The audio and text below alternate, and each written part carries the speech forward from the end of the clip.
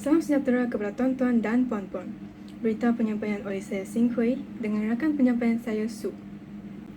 Pada 17 hari bulan Mac 2023, Perdana Menteri Anwar telah bertegas bahawa tiada tolak ansur terhadap mana-mana pihak yang cuba menghangatkan suhu perkauman dan agama. Setiap pasukan keselamatan telah diarahkan untuk berwaspada terhadap sebarang cubaan menimbulkan kekacauan terbabit. Isu perkauman dan agama merupakan topik sensitif di Malaysia. Sehingga kini, walaupun rakyat Malaysia mempunyai kebebasan beragama, namun isu perpaduan kaum masih merupakan topik hangat yang dibebatkan. Berita ini berkait rapat dengan isu ketegangan kaum dan agama yang semakin membimbangkan, yang mana biasanya disebabkan oleh pengaruh media sosial dan juga penyebaran sentimen kebencian.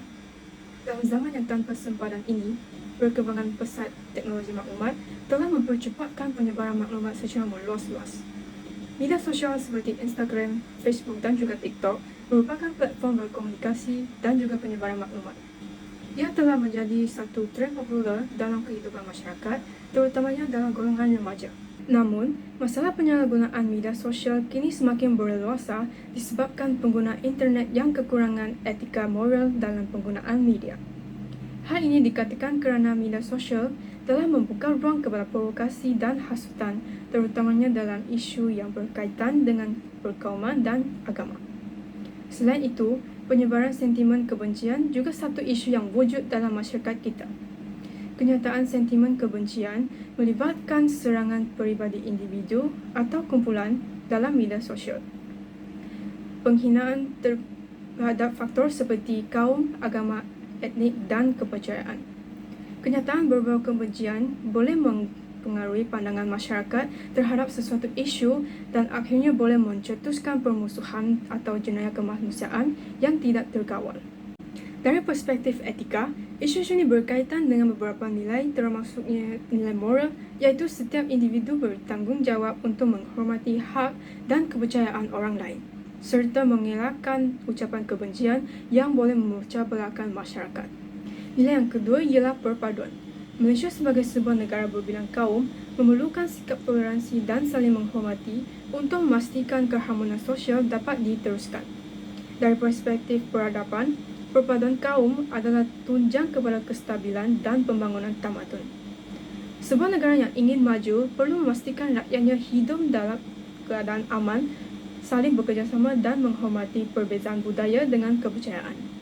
Jika unsur perpecahan tidak ditangani, ia boleh membawa kepada ketidakstabilan politik, ekonomi dan sosial yang menggugat kesejahteraan masyarakat. Bagaimanakah isu-isu di atas memberi kesan kepada masyarakat Malaysia hari ini? Salah satu contoh pengaruh media sosial ialah penyebaran berita palsu yang sering berlaku. Kandungan bersifat menghasut lebih menarik perhatian pengguna. Pengguna sering tertarik kepada tajuk yang sensasi dan menarik emosinya. Reaksi pertama mereka bukannya untuk menyemak kesahihan maklumat tersebut, tetapi terus berkongsi kepada orang lain. Hanya dengan beberapa sentuhan jari, sesuatu maklumat tersebut dapat disebarkan kepada ratusan dan ribuan pengguna.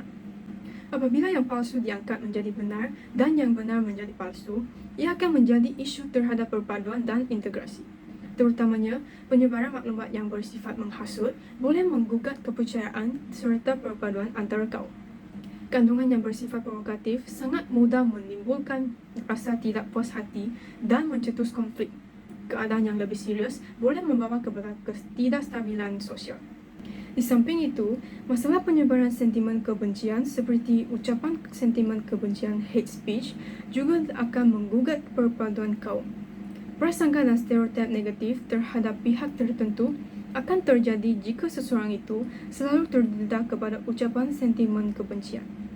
Ia boleh membawa kepada ketegangan sosial dan juga konflik antara kaum serta agama. Lebih-lebih lagi generasi muda yang terdedah kepada sentimen perkauman sejak kecil, mereka mungkin membesar dengan mentaliti prejudis, menjadikan perpaduan sukar dicapai dalam jangka panjang. Bukan itu sahaja, jika sesebuah negara sering terpalit dengan isu ucapan kebencian, akan dipandang negatif oleh masyarakat antarabangsa. Ini akan menjejaskan pelaburan asing, industri pelancongan dan juga hubungan diplomatik dengan negara lain. Dalam sejarah Malaysia, beberapa insiden berkaitan isu perkauman telah berlaku, seperti rusuhan 13 Mei 1969 yang berpunca daripada ketegangan antara kaum. Walaupun negara kita telah banyak belajar daripada peristiwa tersebut, masih terdapat individu atau kumpulan tertentu yang cuba menggunakan isu perkauman dan agama untuk kepentingan kepribadian ataupun politik. Masalah berpunca apabila ada golongan pelampau daripada pertubuhan tertentu menggunakan isu-isu berkait kaum dan agama sambil memberikan pandangan ekstrim, sehingga menimbulkan rasa kurang senang kepada kaum lain. Sesetengah ahli politik bermain dengan sentimen perkauman dan keagamaan, serta yang kedua ialah media sosial. Jadi dua ini adalah antara punca yang menggugat keharmonian kaum di negara ini. Laporan-laporan ini menunjukkan bahawa terdapat ahli politik di Malaysia yang menggunakan sentimen perkauman dan agama dalam tindakan atau ucapan mereka. Jadi, apakah langkah yang boleh diambil oleh individu, masyarakat ataupun pihak berkenaan?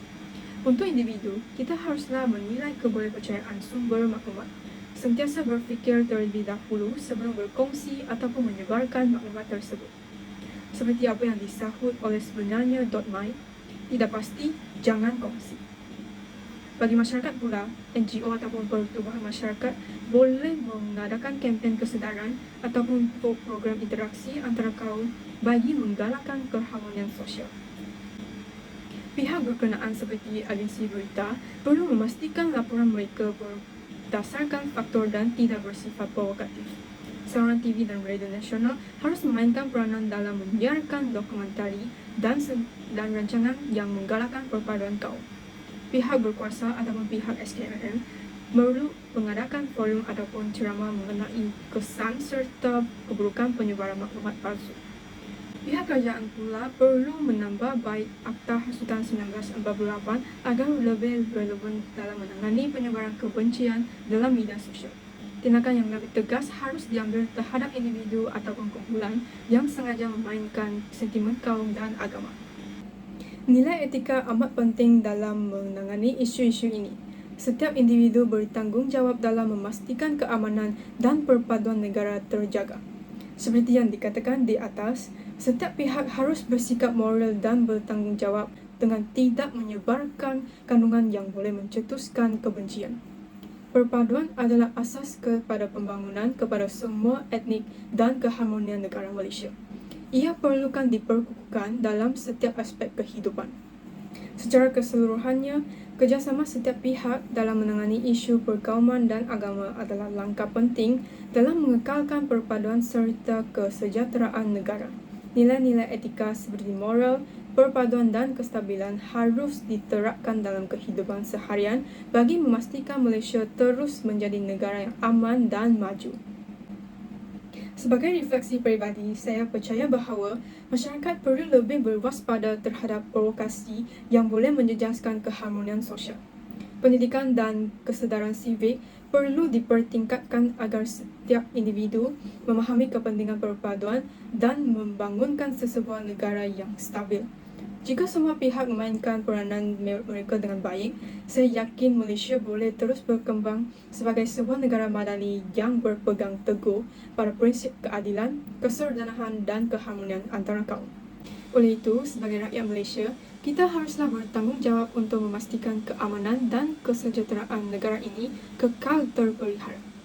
Masa depan yang lebih baik hanya boleh dicapai jika perpaduan dan saling menghormati menjadi budaya hidup kita semua. Sekian, terima kasih.